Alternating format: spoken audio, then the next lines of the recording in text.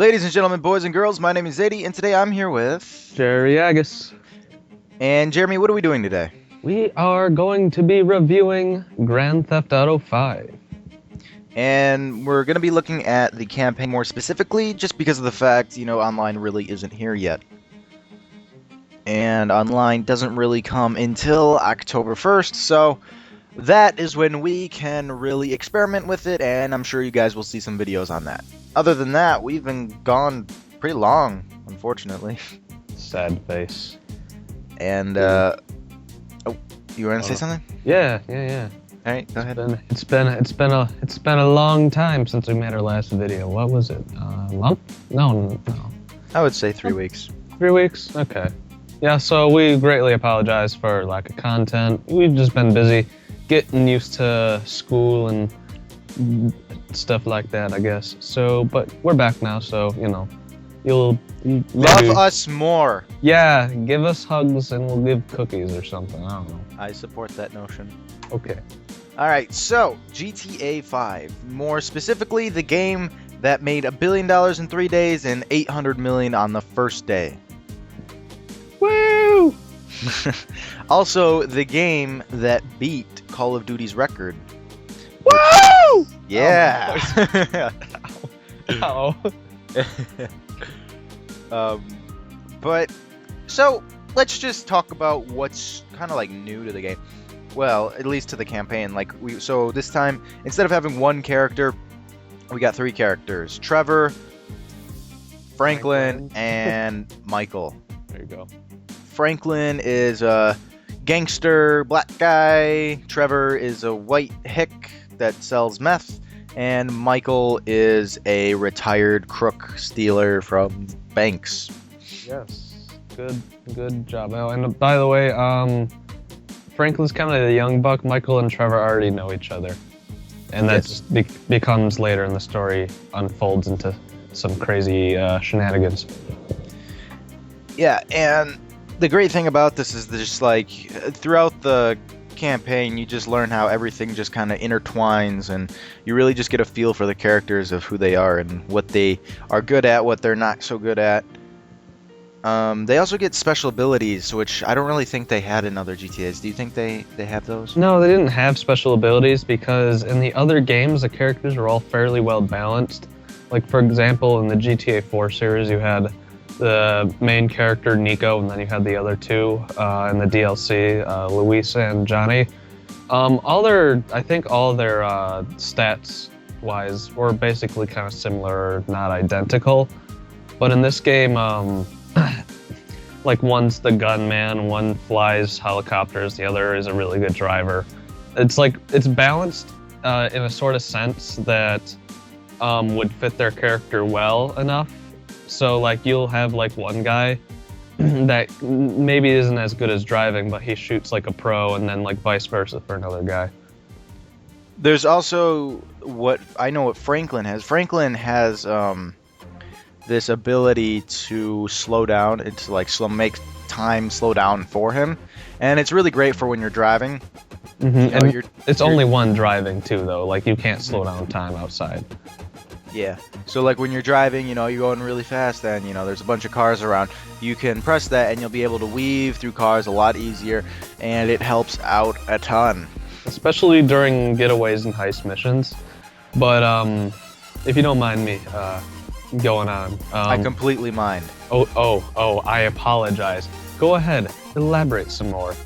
Go ahead. That's what I thought. Michael's ability... because I remember Michael and Trevor's ability.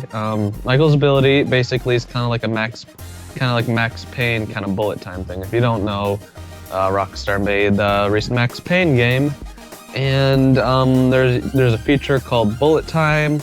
At least that's what I do believe it's called. And it's basically when time slows. It's basically when you blow charges in Call of Duty, everything kind of slows down, gives you time to quickly react and shoot the enemies. It's basically one of Michael's ability. That's basically kind of what Michael's ability is, and I think it's honestly I wouldn't say it's the best one. I think what I meant to say is that it's it runs out the quickest. So it's not. I think it's honestly the least useful one. And do you know Trevor's? Yes, I know Trevor's. What is Trevor's? Okay, so Trevor's, being that his character is basically the psychotic meth dealer that he is, and the ex-Navy that got decommissioned because he's a psychotic mofo. His special ability I think is more similar to Michael's only because it involves the use of weaponry. What basically happens is when you use his ability, excuse me, when you use his ability, everything, he basically becomes invincible for a short amount of time. He can take a bunch of bullet damage. He goes on So it's a like rage mode. Yeah, it's kind of like a rage mode. He goes on a psychotic rampage and can kill as many guys as he pleases for the limited time you're given. I could totally see that. So are they all triggered the same way, or is They're there all different button combinations? No, they're all triggered the same way, pressing the left and right stick down on the controller. I need to start using that then, because I only knew about Franklin's. Yep. Some other cool stuff that's in the game is that they give you, I'm sure who's ever watching this, you've probably already heard or have already done, but you can play like tennis or you can play like golf, but they also have like movie theaters as well. And I think it's just really adding to the overall value of the game. They've done similar things to this in GTA 4, but I think they kind of worked on the gameplay for these extra things you can do. I do remember though in GTA's Ballad of Gay Tony, you can go golfing, but it's not like at the level of GTA 5's. There are not movie theaters in GTA 4, there's comedy clubs, but it's basically what you come to expect from a Grand Theft Auto game though. You kind of expect this really big open world, almost I would say kind of like a second universe. You're controlling a different guy and they try to make it close enough to reality as possible. And then something that's probably the most important thing to Grand Theft Auto would have to be the cars. Or not only the cars, but now in GTA 5, planes and submarines. Indeed. So the cool thing about submarines is that you can take the submarine and go looking for buried treasure throughout the map underwater. So it's almost as if they're like trying to incorporate all this new stuff into it, but they're also adding on top of it like flying and all these cool vehicles. Like, what's your favorite vehicle, Jeremy? Ooh, that's a tough one because I don't know. There's so many vehicles, and because it's set in Los Santos instead of Liberty City, like the past 2 recent installments, there's a lot more I guess rich kind of AI. So they always have like better cars. I think my favorite would probably have to be the Infernus, which I think is kind of the Lamborghini of that game. That car I do believe might be the fastest car, but don't quote me on that. But it's my favorite one to drive. They actually have a Bugatti equivalent in the game. That's exactly like the Bugatti. It's also a very rare car. You can actually look it up. It's in a specific area and it always spawns there.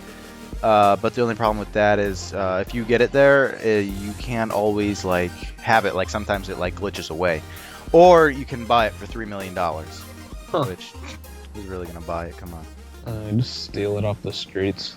It only spawns in one spot. That's the thing. Ah.